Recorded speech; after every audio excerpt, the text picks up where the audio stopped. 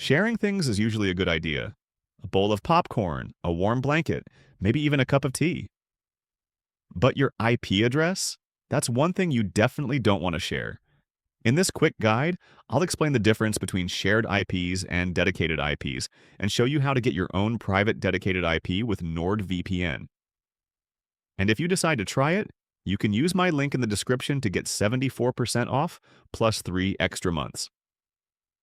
When you browse the internet without protection, your real IP address is exposed. It can reveal your location, your internet provider, and other details that can be pieced together more easily than you might expect. Once you connect to a VPN server, your IP address is replaced with the server's IP. Everyone connected to that same server shares the same address. This shared IP setup is great for privacy because it makes it much harder to link online activity back to you. A dedicated IP works a little differently.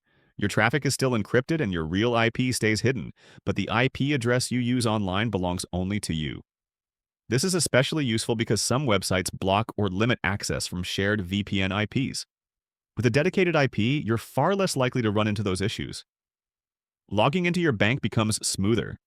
Online shopping is easier with fewer repeated security checks.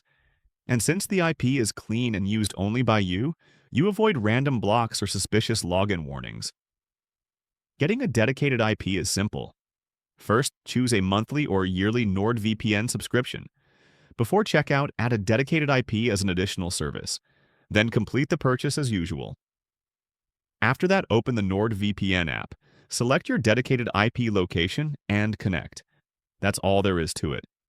If you want to save some money, check the link in the description for 74% off plus 3 bonus months. Thanks for watching, and I'll see you in the next one.